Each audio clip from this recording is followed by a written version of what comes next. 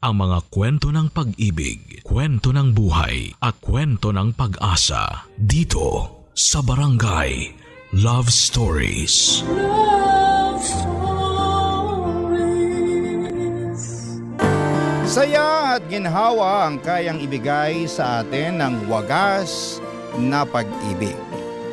Pero minsan kapag ito'y sumobra, kaya rin itong wasakin hindi lang ang ating puso, kundi pati na rin ang katahimikan ng ating isipan. Ikaw, kabarangay, naranasan mo na bang magmahal ng sobra? Dear Papa Dudut, magandang araw po sa inyo at sa lahat ng mga tagapakinig ng Barangay Love Stories.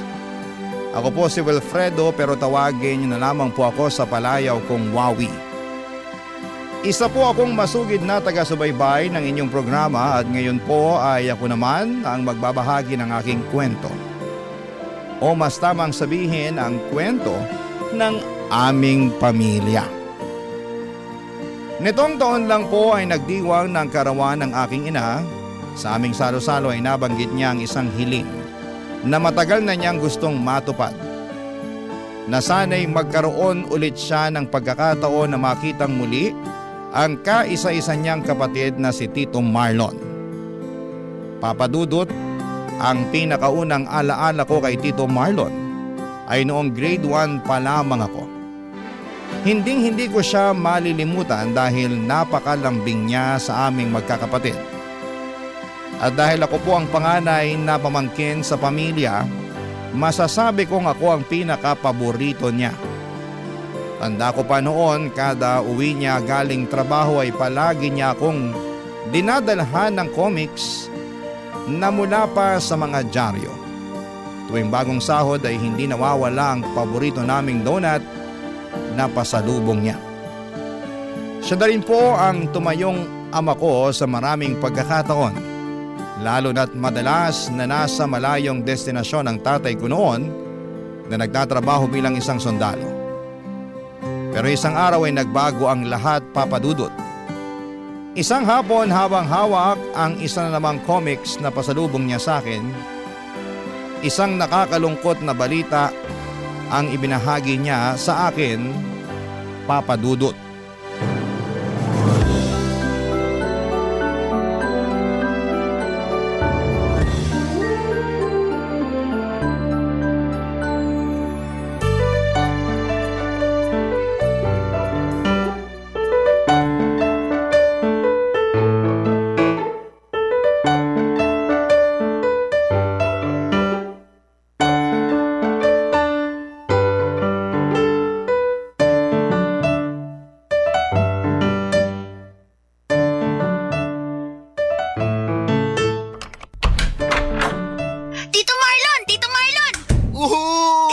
Kumusta ang paborito kong pamangkin, ha? May dala po ba kayong comics, Tito?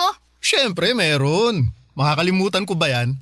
Eto, bagong-bago mula sa dyaryo kaninang umaga. Wow! Salamat po! Walang anuman. Pero bago mo basahin yan, may isa pa akong sorpresa sa'yo. Po, ano po yun, Tito? Mawawala bang paborito mo? Eto, may donut din ako. Yay! Pero sa atin na lang to, ha? Ikaw lang yung binilhan ko niyan kasi nagtitipid si Tito eh. Sige po, salamat po. Oh, kainin mo na. Sige po. At habang kinakain mo yan, ay sasabihin ako sa'yo. Ano po yun? Wala pa bang nababanggit ang Mama Marivic mo tungkol sa bago kong trabaho? Wala po. May bago po kayong trabaho? Oo, malapit na ako lumipat sa bago kong trabaho. Po, kailan naman po? Sa susunod na linggo na. Ayaw niyo na po ba sa dati niyong trabaho? Hindi naman sa ayaw. Nakakita lang ako ng mas magandang oportunidad. Ang problema nasa malayong lugar eh. Malayo po. Oo, medyo malayo. Hindi lang pala medyo, sobrang layo. Talaga po? Gaano po kalayo? Alam mo ba kung saan yung Saudi? Hindi po eh, saan po ba yun? Sa ibang bansa yun, sa Middle East, malapit sa Kuwait at Qatar. Hindi ko po alam kung saan yun eh. Basta, kailangan mo sumakay ng eroplano para makapunta dun. Wow, sasakay po kayo ng eroplano? Gusto ko rin po sumakay ng eroplano. Pwede naman. Basta mag-aral ka lang ng mabuti at kapag matanda ka na, promise ko sa'yo, dadalhin kita sa ibang bansa. Tito, hindi po ba nakakatakot sumakay ng eroplano? Hindi ko alam, first time ko lang ding sasakay. Hindi po kayo natatakot? Hindi naman, pero syempre, kinakabahan din. Maliban sa kaba, mas nakakaramdam ako ng lungkot ngayon kasi malapit ko na kayong iwan. Kailan po ba kayo pupunta ng Saudi? Sa makalawa na. Kaya nga sinasabi ko na sa'yo ng maaga para makapaghanda ka na. Uuwi din po ba kayo agad? Wawi, sa Saudi muna ako pansamantalang titira ng mahabang panahon. Ang ibig sabihin nun, matatagalan bago tayo magkita ulit. Wala munang comics o wala munang donut. Bakit po? Kung dadalasan ko yung pag-uwi ko dito sa Pilipinas, hindi ako makakapag-ipon yan. Kaya nga ako magtatrabaho sa ibang bansa para magkaroon tayo ng mas maayos na buhay. Hindi po ba pwedeng dito na lang kayo sa Pilipinas magtrabaho? Kasi masyadong mababang sinasahod ko dito eh. Kung hindi ako maghahanap ng ibang trabaho, hindi tayo aasenso. Pero huwag kang malungkot. Pangako ko sa'yo na pagkabalik ko dito sa Pilipinas, hindi na lang comics mula sa dyaryo ang ibibigay ko sa'yo kundi isang buong magazine na. Talaga po? Oo naman. Hindi lang yun. Ibibili din kita ng marami-raming laruan. Promise niyo po yan Promise. Basta i-promise mo rin sa akin na mag-aaral ka ng mabuti. Opo, mag-aaral po ako na mabuti. Tapos, huwag masyadong makulit para hindi laging nagagalit sa'yo si Mama Marivic mo, ha? Opo. Ay, halika nga rito, payakap nga. Sige po. O halika na. Pasok na tayo sa loob. Tara po. Papadudot nalungkot ako sa biglaang pag-alis ni Tito Marlon. Malaking kawalan para sa amin ang presensya niya dahil siya na ang tumatayong ama ko lalo na noong mawala ang tatay namin matapos siyang mamatay sa serbisyo. 3 po kaming magkakapatid at sa pagkawala ng padre di pamilya namin ay hindi na po naging madali ang buhay namin. Teacher ang mama ko, isang propesyon na puno ng dangal pero aminadong kapo sa sahod lalo na't may 3 siyang batang kailangang pakainin, pag-aralin at palakihin. Kahit malayo ay hindi naman kami pinabayaan ni Tito Marlon. Sa mga unang taon niya sa Saudi ay palagi siyang nagpapadala ng sulat sa amin. Sobrang mahal pa kasi ng bayad sa mga overseas call noong 90s kaya kahit gusto naming siyang makausap sa telepono ay hindi namin magawa. Isa pa ay wala naman kaming landline noon kaya matyaga na lamang kaming naghihintay sa mga dumarating na sulat nito. Sa mga panahong yon ay si Tito Marlon ang naging katuwang ni Mama sa pagpapalaki sa amin. Siya ang umaalalay sa amin hindi lang pagdating sa pinansyal kundi pati na rin sa pagmamahal at pag-aaruga. Kapag ipid si Mama ay si Tito ang unang tinatakbuhan niya. Walang reklamo, walang tanong, basta kung ano ang kaya niyang ibigay ay palagi niya itong ibinibigay.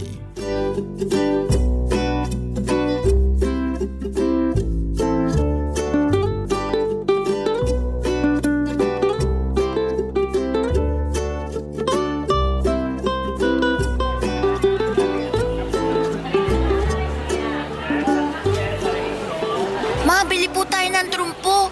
Saka na anak, wala na akong natirang extra dito Pinambili ko na ng prepaid card. Sige na po.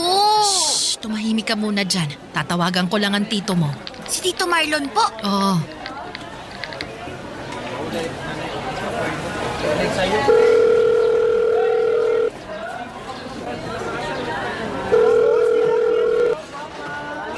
Hello? Ate Marivic, bakit ka napatawag? Marlon, busy ka ba? Hindi naman, day off ko ngayon, bakit? Mama, pakausap din ako kay Tito. Sandali lang anak, magkausap pa kami ng tito mo. Uy, si Wawi ba yung naririnig ko? Oo, sinama ko siya sa pamamalengke. Ang kulit! Yun palang tungkol sa hinihingi ko. Kailan mo kaya yun maipadadala? Naku, kailangan mo na ba ngayon? Oo sana, pandagdag sa matrikula ng bata. Oo, sige. Ipapadala ko mamaya. Ipapa-door to door ko na lang para hindi nyo na kailangan pumila sa remittance center. Marlon, salamat ah. Babayaran ko rin yan kapag nakaluwag-luwag na ako. Huwag mo nang intindihin yun. Ang importante, makapag-aaral ng maayos sa mga bata. Ate, kausapin Kakausapin ko nga si Wawi. O sige, pero bilisan yung mag-usap ha kasi baka maubos na tong load. Kapag namatay na yung tawag, ibig sabihin wala nang load ha? Sige. Oh, Wawi, gusto ka raw makausap ng Tito Marlon mo. Hello po, Tito. Hello! Kumusta na ang paborito kong pamangkin, ha? Nandito po kami sa palengke ngayon ni Mama. Nabanggit nga yan ng mama mo. Sabihin mo sa kanya, ibili ka niya ng donut habang nandyan pa kayo. Dadagdagan ko na lang yung ipapadala kong pera. Huwag na po donut, Tito. Trumpo na lang po. Trumpo? Marunong ka bang gumamit nun? Opo, lagi ko po nilalaro yung trumpo ng kaklase ko eh. O sige, sabihin mo sa mama mo, ibili ka ng trumpo. Yes! Sige po, salamat po, Tito. Nga pala, may ipapakilala ko sa'yo, Wawi. Sino po? Eto, kausapin mo siya. Hello, Wawi. Hello po? Sino po kayo? Ako si Carla. Tawagin mo na lang akong Tita Carla. Kapatid din po ba kayo ni Mama? Hindi. Special friend ako ng Tito Marlon mo. Paano po kayo nagkakilala? Gusto mo ba? Ikwento ko sa'yo? Opo. Sige. Una kong nakilala ang Tito Marlon mo sa isang pila habang bumibili ako ng pagkain. 1994 yata yun o 1995. Hindi ko na maalala.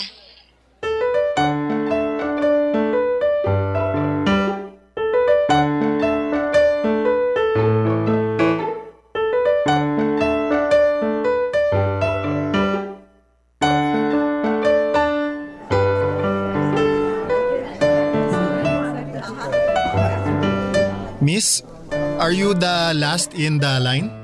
Yes. Oh, okay, very good. They said the shawarma here is delicious. I want to try one. Yes, it's really good. That's why there's a long line. I guess you already, ano ba English ng suki? You're a suki now? You know, a repeat customer? Oo, parokyano na nila ako. Teka, Pinoy ka? Hindi ba halata? Ang puti kasi ng balat mo, matangos pa ang ilong. Akala ko, foreigner ka. Hindi ako taga-lokal dito. Pero half Indian kasi ako kaya siguro mukha akong taga rito. Ay nako, pa-English pa ako. Pilipino ka rin pala. Galing mo nga magsalita sa English eh. Marlon pala. Carla, Matagal ka na rito? 2 taon na rin. Ikaw? Bago pa lang, mag-iisang taon pa lang. Anong trabaho mo rito? Nurse ako rito. Ako naman sa construction. Kumusta naman ang buhay dito? Maayos naman kahit papaano. Medyo nakaka-homesick pero wala tayong magagawa. Kailangan natin kumayod para sa pamilya. Alam mo, totoo yan. Homesickness talaga ang kalaban sa mga tulad natin na nagtatrabaho sa ibang bansa. Pero mabuti nga may mga ganitong lugar na tinatambayan ng mga Pinoy. Kahit papaano, nakakakita tayo ng mga kababayan natin. Oo, sobrang laking tulong nito para sa atin na malayo sa pamilya. Hindi man tayo magkakadugo, pero parang pamilya na rin tayo dahil pare-pareho tayong nasa banyagang lugar. Natumbok mo. Pagkatapos ng pagkikitang yon nila Tito Marlon at Tita Carla ay mabilis silang naging magkaibigan at kalaunan ay pumasok sila sa isang relasyon. 10 taon din pong nagtrabaho sa Saudi si Tito Marlon bago niya naisipang bumalik ng tuluyan dito sa Pilipinas noong 2004. Ang sabi niya ay sapat na raw ang mga taon ng pagkayod niya sa abroad at panahon na para umuwi at magtayo ng sarili niyang negosyo. Kasama niyang umuwi sa bansa si Tita Carla na kalaunan ay naka-live-in niya. Papadudot, isang restaurant ang ipinatayo nilang negosyo gamit ang perang naipon nilang dalawa sa loob ng isang dekada. Noong panahong yon ay 16 anyos na ako. Nasa kolehiyo na at may sarili ng muwang sa mundo. Aaminin ko po, Papadudot, na meron ng awkwardness sa pagitan namin ni Tito Marlon noong umuwi ito. Hindi na kasi kami kasing close katulad noong bata ako dahil mahabang panahon din kaming nawala ng komunikasyon lalo na noong busy siya sa Saudi. Madalang na lang siyang tumawag noon at never din siyang umuwi para magbakasyon. Nasanay na lang din ako na wala na siya sa buhay ko Kaya naman noong bigla siyang umuwi ay hindi ko alam kung paano ko siya i-welcome. Subalit, noong nakauwi si Tito Marlon, ay sinubukan niyang bumawi. Siniguro niyang maibabalik din namin ang pagiging malapit namin sa isa't isa katulad ng dati. Kasabay nito ay mas nakilala at napalapit din ako sa kinakasama niyang si Tita Carla. Barangay Love Stories. Barangay Love Stories. Maraming ipon si Tito Marlon mula sa pagiging OFW niya. Sa katunayan, sa isang malaki at magandang apartment pa nga sila tumira ni Tita Carla noong kakauwi pa lamang nila galing sa Saudi. Maliban sa restaurant na pinatayo nila ay nagpautang din si Tito sa mga kaibigan at kakilala niya. Bukod doon ay marami rin siyang ibinentang alahas noon kaya naman hindi na nakapagtataka na dala-dalawa ang gamit ni Tito Marlon na kotse ng mga panahong yon. Ganon siya kayaman, Papa Dudut. Pero kahit na napakataas na ng estado niya sa buhay ay never siyang nagyabang. Nanatili siyang mapagkumbaba at mabait sa kapwa niya. Sa katunayan, si Tito Marlon pa mismo ang nagpatuloy sa pagsuporta ng aking pag-aaral sa kolehiyo. Nang dahil po sa kanya ay umayos ang buhay namin. Hindi ko ikakaila na malaki ang naging tulong niya sa pamilya namin. Lagi niya kaming dinadalhan ng grocery noon at tuwing nagkakaroon sila ng out of town trip ni Tita Carla ay sinasama niya kaming mga pamangkin niya. Subalit sa kabila ng tagumpay na tinatamasa ni Tito Marlon noon, unti-unti rin siyang kinapitan ng sunod-sunod na dilubyo sa buhay. Papa Dudut, taong 2008, graduating na ako noon nang unang dumating ang matinding problema sa buhay nila Tito Marlon at Tita Carla.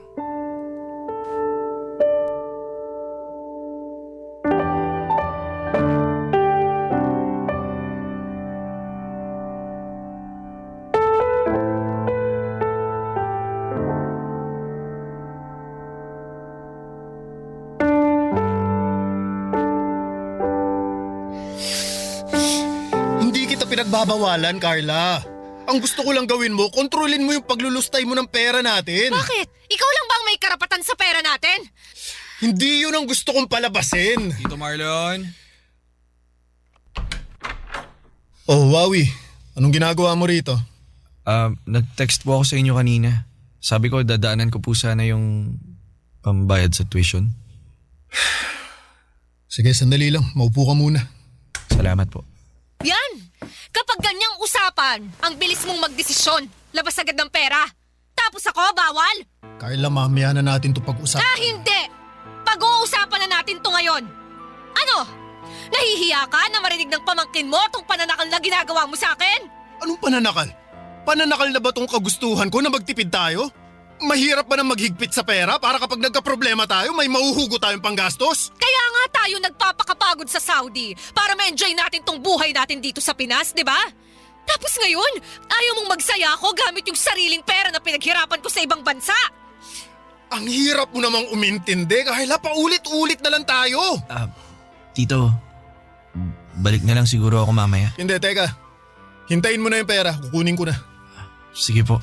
So anong tawag dyan sa ginagawa mo? Paghihigpit din ba yan, ha? Tuition? Anong ambag din sa buhay natin? Hoy, huwag mong itulad tong ginagawa ko sa pagsusugal mo, ha? Anong pinagkaiba ng ginagawa mo sa ginagawa ko? Ha? Pareho naman tayong naglulustay ng pera. Para to sa kinabukasan ng pamangkin ko. Hindi to para sa wala lang. Para sa wala lang? Marlon, walang masama kung piliin ko namang pasayahin ang sarili ko. Mahirap pang suportahan yun. Alam mo, susuportahan kita sa ibang bagay na gusto mo pero dito sa panunugal mo, hindi ko hahayaang malulung ka sa bagay na yan. Lalo na kung nakikita kong unti-unti nang sinisira ng sugal na yan yung buhay mo. Sinisira? Ayos ka lang ba, ha? Sa paanong paraan, Marlon? Akala mo ba hindi ko alam na lubog ka na sa utang? Nakuusap ko yung isa sa mga pinagkakautangan mo. Hindi pa ba sapat yun ang maging rason para sabihing sinisira mo na yung buhay mo? Huwag mong problemahin ang mga utang ko dahil babayaran ko rin yung mga yun. Ah, talaga? Kaya pala sa akin na sila lumalapit para singilin ka kasi ilang araw mo na silang pinagtataguan? Alam mo, Marlon, napakabilis mong mamuna sa mga mali sa buhay ko. Pero ni minsan, narinig mo ba ako na nagreklamo sa mga ginagawa mong mali? Wala akong ginagawang mali. Ayan o! Si Wawi! Simula bata, pinagkakagastusan mo na siya? Never! Hindi ako nagreklamo! Alam mo yan! Hanggang ngayon, pati tuition, ikaw ang nagbibigay. May narinig ka ba sa akin? Wala, di ba? So bakit ako? Ako yung mali, pera ko naman yung ginagamit ko para sa sarili ko. Sumusobra ka na. Huwag mong idamay si Wawi dito sa away natin. At bakit hindi? Total, pinag-uusapan na natin ang tungkol sa pera. Mabuti pang ilabas na natin lahat ng problema para matapos na to. Pamilya ko si Wawi! Hindi lang siya basta kung sino na pinagkakagastusan ko! Yan ang mahirap sa'yo eh. Kung sa'yo okay lang, pero kung ako hindi. Aba wow! Ang galing mo ha? Pwede ba mamaya na natin to pag-usapan? Nakakahiya sa bata oh! Ganyan ka naman palagi eh. Magsisimula ka ng away, tapos kung wala ka nang maisagot, mamaya na lang. Bahala ka, Marlon. Nakakasawa ka na. Buisit! Hoy! Saan ka pupunta? Dun sa malayo! Yung hindi ko maririnig yung pagbubunganga mo!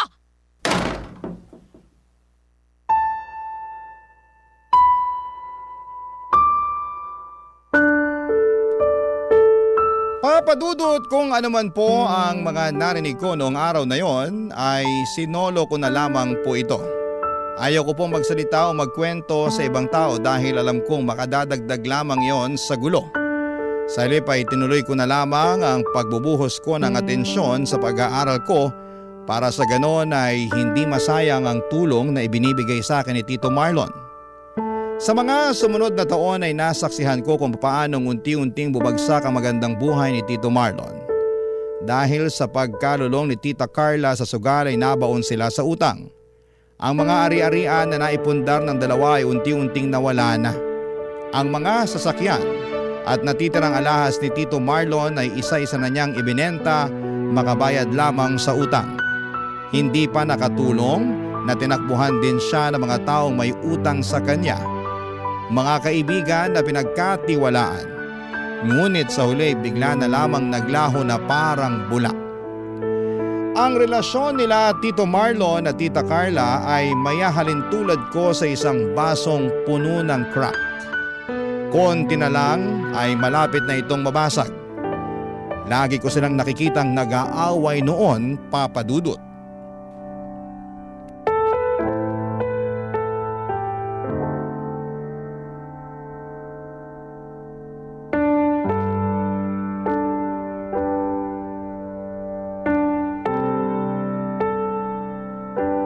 O anak, nakauwi ka na pala. Kumusta ang trabaho? Maayos naman po. Nakakapagod pero wala naman trabaho hindi nakakapagod eh. Suman po. May nakita ako nagtitinda ng suman kanina sa daan kaya bumili na ako ng pangmeryenda. Ay, patikim nga. Matamis ba yan? Opo, masarap i-partner sa kape. May tao. May inaasahan ka bang bisita? Wala po. Sino kaya yun? Ay, sandali, nandyan na. Oh, Marlon! Ate, busy ka ba? Pwede ba kitang makausap? Hindi naman. Halika, pumasok ka. Oh, Tito Marlon. Merienda na po. Kain po muna tayo. Salamat, Wawi. Pero busog pa ako. Ano palang sadya mo? Balita ko, hindi kayo nagbukas ng resto ngayon ah. Oo, pinag-day off ko na muna yung staff ko. Medyo matumal ang kita ngayon eh. Sayang lang yung ipapasahod ko. Maulan din po kasi nitong nagdaang araw eh. Kaya siguro mas gusto na lang muna ng mga taong manatili sa mga bahay nila. Ganun na nga siguro. Ang totoo nga niyan, masakit man sa loob pero nagtanggal na rin kami ng 2 tao dun sa resto. Oh, bakit naman? Hindi na kumikita eh. Wala nang bumabalik na pera. Naku, babalik din yan sa dati kapag natapos ng tag-ulan. Ano ate, may ano ka ba dyan? May ekstrang pera ka ba na pwedeng ipairam? Pandagdag lang sana sa mga bayarin. Ilang buwan na kaming hindi nakakapagbayad sa renta sa apartment eh. Naku, kababayad ko lang din ng tubig at kuryente. Kahit 3,000 lang sana. Ako na po. Meron po akong extra dito. Ito po, 4,000 po yan. Salamat Wawi, babayaran ko rin to agad kapag nagkapera ako, ha? Huwag niyo na po munang isipin yan. Bayaran niyo na lang po pag nakaluwag-luwag na kayo. Nakakahiyaman pero salamat. Salamat, malaking tulong to. Wala po nga naman. Sa dami ng naitulong niyo sa akin, dapat lang din na magbalik ako sa inyo. Sabi na nga ba nandito ka eh? Carla? Hindi ka talaga nakinig sa akin? Carla, halika muna, magmerienda tayo. Salamat na lang pero kailangan kong makausap itong kapatid mo. Carla, sa bahay na lang tayo mag-usap. Huwag kang manggulo dito. At bakit pa natin iuuwi to, ha? Total, nandito na lang din naman tayo. E di dito na natin pag-usapan. Kasi hindi ka naman nakikinig sa akin. Carla, please. Please? Nung ako nakiusap sa'yo, nakinig ka ba? Hindi, di ba? Sabi ko sa'yo, aayusin natin tong problema natin ng tayo lang. Eh bakit nandito ka? Humihingi ng tulong sa kapatid mo. Wala namang problema sa paghingi ng tulong. Hindi! Malaking problema yon. Alam mo kung bakit? Kasi gustong ipamukha sa akin ng kapatid mo na wala akong kwenta. Na kailangan pa niyang humingi ng tulong sa ibang tao. Hindi naman sa ganon, Carla. Ganon yon! Gusto mong magmukha tayong kawawa. Gusto mong palabasin sa ibang tao na kasalanan ko lahat. Kaya tayo nagkakaganito ngayon. Tapos ano? Ikaw tong magaling kasi ikaw yung gumagawa ng paraan para malutas tong problema natin. Abay, ang galing! Ang galing mo! Carla, kung nahihirapan kayo, natural lang na lumapit sa pamilya. Walang kaso yun sa amin. Magkapatid nga talaga kayo ni Marlon. Pareho kayong hirap mag-gets yung pinupunto ko. Mawalang galang na po, Tita Carla. Pero parang sumasobra naman na po kayo sa mga pinagsasasabi niyo. Huwag niyo po sanang pagsalitaan ng ganyan ng mama ko. Huwag kang makialam dito, Wawi, ha? Away ito ng matatanda. Hindi sana ako makikialam kung mag-usap-usap kayo ng maayos. Hindi yung nagsisigawan at nagsisiraan kayo. Huwag mo akong pagsabihan kung anong gagawin ko. Tandaan mo, pera namin ang nagpalaki sa'yo. At kung... Tama na! Sinabing tama na! Wawi, hayaan mo na kami rito. Ikaw naman, Carla, mahiya ka naman! Dito ka pa talaga nang gugulo? Ako ba talagang... Halika na! Umuwi na tayo! Aray! Iwan mo nga ako! Papadudot, awang-awa po talaga ako sa tito ko nung mga panahong yon. Kahit kailan ay hindi ko siya nakitang pumalag o sumagot ng masama kay Tita Carla tuwing nag-aaway sila. Nasasagot niya ito paminsan-minsan pero yon ay para depensahan lamang ang sarili niya. Ang sabi sa akin ni Tito ay mas gugustuhin na lamang niyang tiisin ang lahat kesa masira ang relasyon nilang dalawa ni Tita Carla. Sa kabila raw kasi ng mga pagkakamaling ginawa nito ay nananatili pa rin ang pagmamahal niya para kay Tita Carla. Kitang-kita ko noon kung papaano dumating si Tito Marlon sa pinakamababang yugto ng kanyang buhay. Mula sa isang malaking apartment ay lumipat sila sa mas maliit na paupahan. Ang dating restaurant business nila na pinipinahan ay unti-unting nalugi at wala na siyang nagawa kundi ang isarado na lamang ito dahil hindi na kumikita ang negosyo niya. Nakakalungkot na makita na ang dating taong mapera, ginagalang at may kaya ay bigla na lamang naging simpleng pobre. Pero kung iniisip ko noon na yun na ang pinakamasaklap na pangyayari sa buhay ni Tito Marlon ay nagkakamali ako.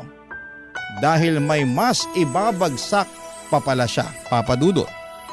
At lahat ng yon ay dahil sa kinakasama niya na si Tita Carla, Papadudot. Barangay Love Stories. Barangay Love Stories. Papadudot, isang araw ay nabalitaan ko na lamang na wala na pala sina Tita Carla at Tito Marlon. Ang sabi sa amin ni Tito ay hindi na raw kinaya ni Tita Carla ang hirap ng buhay na pinagdadaanan nila kaya inayawan na niya si Tito dahil wala na itong maibigay na ginhawa. Para bang noong nawala ang pera at negosyo ni Tito ay nawala na rin ang pagmamahal ni Tita Carla sa kanya. Doon ay tuluyang bumagsak si Tito, Papadudot. Halos mabaliw siya sa bigat ng problemang magkakasabay na dumating sa buhay niya. May pagkakataon noon, tuwing dumadalaw siya sa bahay ay nakikita ko siyang nakatulala na lamang na parabang nawala na siya ng pag-asa sa kanyang buhay. Dumating nga siya sa punto na hindi na niya kaya pang umupa ng sariling tirahan. Kaya si mama na mismo ang nagmagandang loob na pinatiran niya si Tito sa bahay namin. Doon ko na po mas nasaksihan kung papaanong halos lamunin ng kalungkutan si Tito Marlon. Ako ang naging sandalan ni Tito noong siya'y depressed. Ako ang kasama niya sa mga gabing hindi siya makatulog. Ako ang kausap niya kapag gusto niyang maglabas ng sama ng loob. Yun na lang kasi ang tanging maitutulong ko sa kanya para kahit papaano ay maibsan ang bigat ng nararamdaman niya.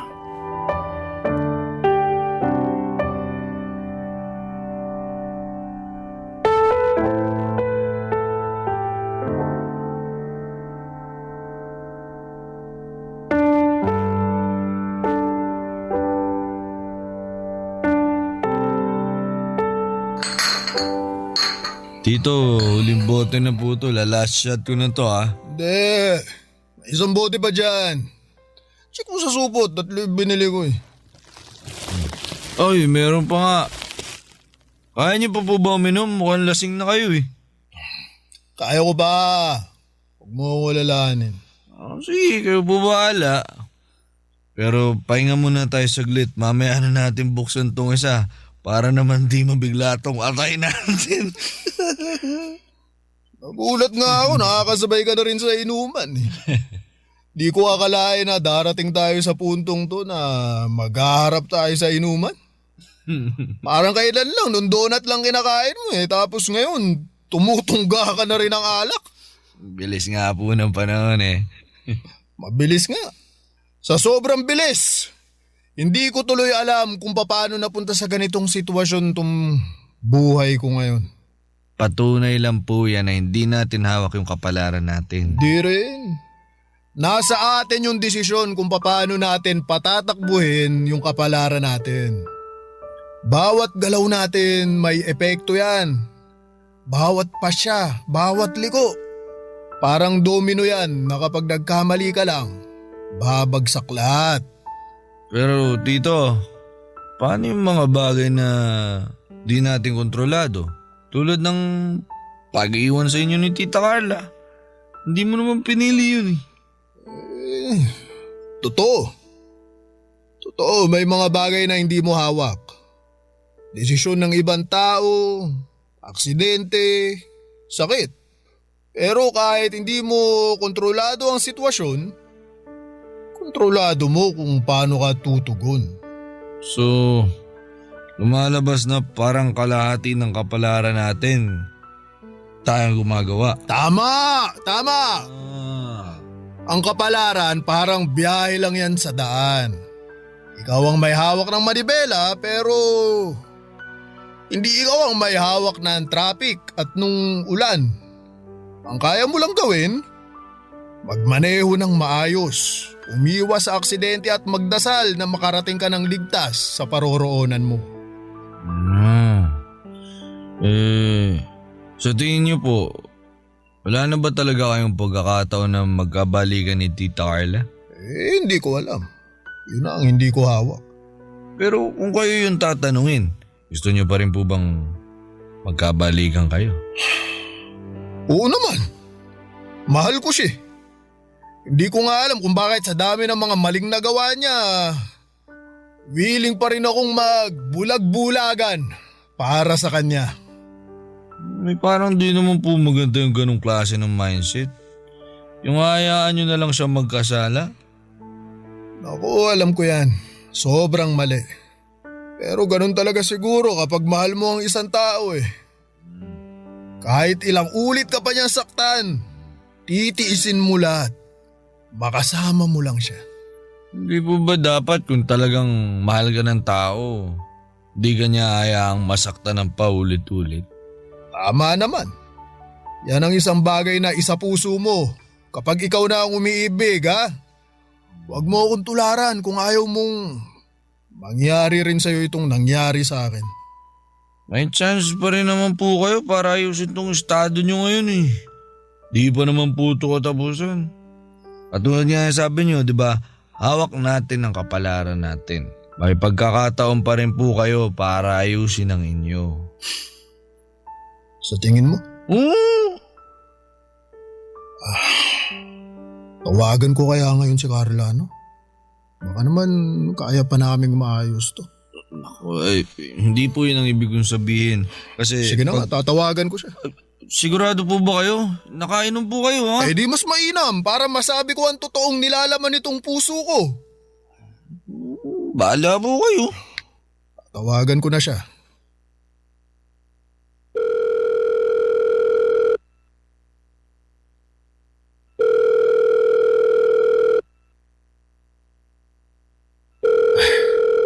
Ayaw talagang sagutin ah. Baka busy. O baka tulog na. Hindi. Kilala ko si Carla, hindi yun natutulog ng maaga. Ayaw lang talaga ako makausap nun.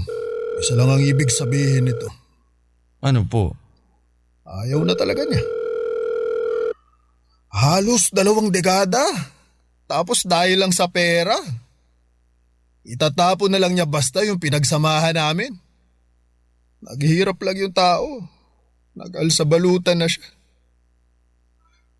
Paano ko yung tatanggapin? Ha? Paano? Hindi ko po alam.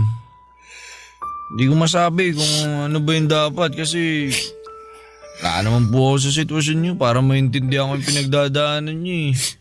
Hindi ko alam kung anong bibigay ko sa inyong payo. Buksan mo na lang yung isa pang bote. Pakalasing na lang tayo. Hanggang sa mamanhid itong puso ko.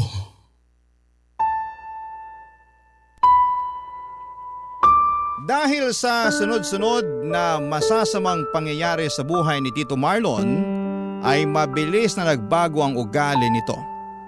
Ang dating masiyahin at puno ng siglakong tiyuhin ay naging tahimik na. Hindi na siya gaanong lumalabas ng bahay noon dahil nahihiya na raw siyang ipakita ang mukha niya sa publiko. Tuwing kumakain kami ay tinitipid din niya ang pagkain niya dahil ayaw niyang maging pabigat sa amin kahit na paulit-ulit siyang sinasabihan ni Mama na huwag na niyang isipin ang mga bagay na yon. Sa mga sumunod pang mga buwan, unti-unting nagbago ang mga galaw ni Tito Marlon. Minsan ay bigla na lamang siyang gigising sa kalagitnaan ng gabi at maglalakad palabas ng bahay na para bang may hinahanap. May mga pagkakataon ding naririnig namin siyang mag-isang nagsasalita o kaya'y parang may kinakausap kahit na wala namang tao sa paligid niya. Unti-unti ay lumayo siya sa mga kaibigan at maging sa amin mismong pamilya niya. Hindi na namin siya nakakausap ng maayos dahil para bang palaging nasa iba ang atensyon nito. Ginawa ko po ang lahat ng makakaya ko bilang pamangkin para matulungan siya sa mga pinagdaraanan niya. Lagi ko siyang kinakausap at sinasamahan kapag mag-isa siya. Ipinapadama ko sa kanya na hindi siya nag-iisa sa buhay, Papa Dudut. Pero sa kabila ng mga effort ko ay tila ba mas lumala pa ang sitwasyon ni Tito Marlon, Papa Dudut.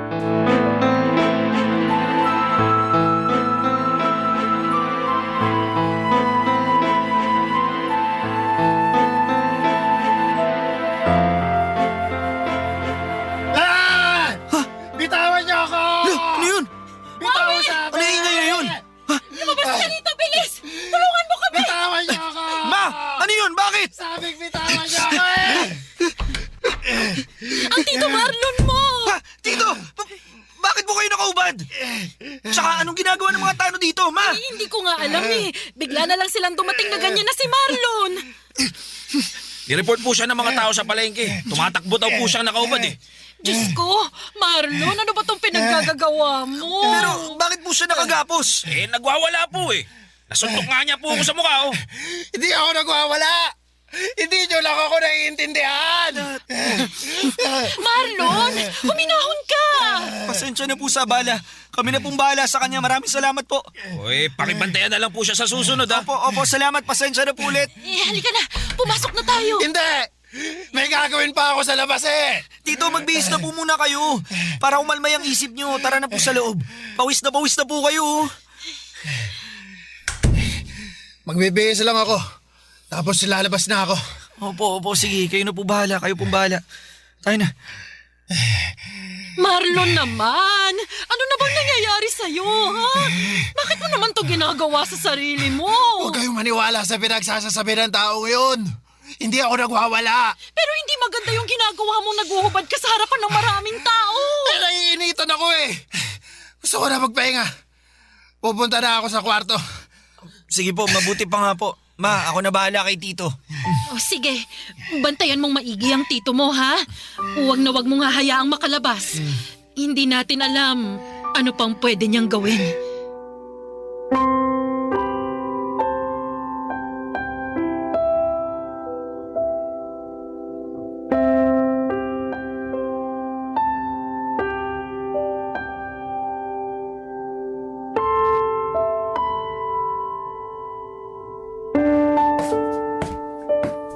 Anak, kumusta na ang tito mo?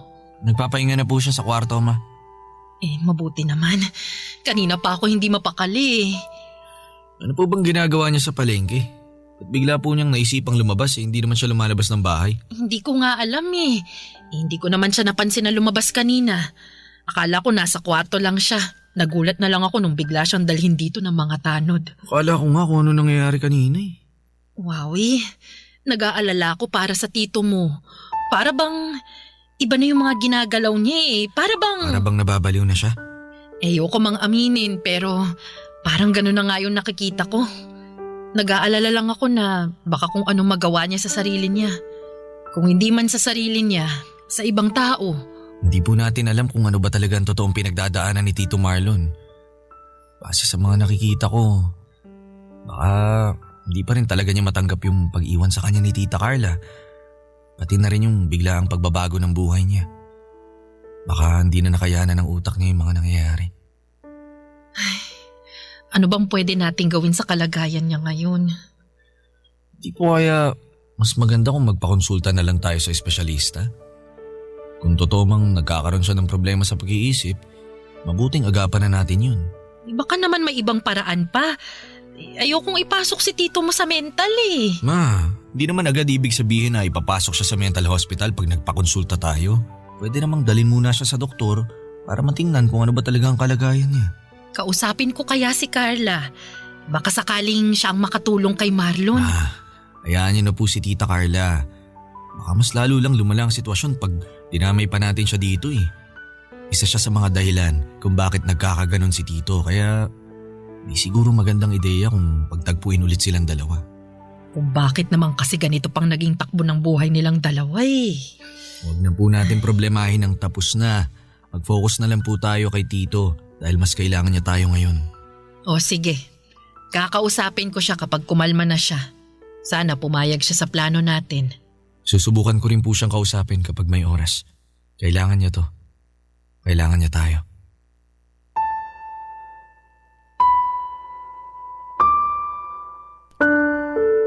Papadudot noong kinausap namin si Tito Marlon tungkol sa plano namin ay pumayag naman siyang magpatingin sa doktor. Pero sa pagsapit ng araw kung kailan ay ipapatingin na dapat namin siya ay bigla na lamang siyang nawala. Naiwan sa kwarto nito ang kanyang cellphone, wallet at iba pang mga importanteng gamit niya kaya inakala naming lumabas lamang siya. Pero hindi na po siya bumalik pa, Papadudot. Agad po kaming humingi ng tulong sa otoridad. Nagtanong-tanong din kami sa mga kaibigan at kapitbahay kung nakita ba nila si Tito Marlon. Halos ikutin na namin ang bawat sulok ng lugar na posibleng pinuntahan niya pero wala kaming nakuhang sagot kung nasaan siya.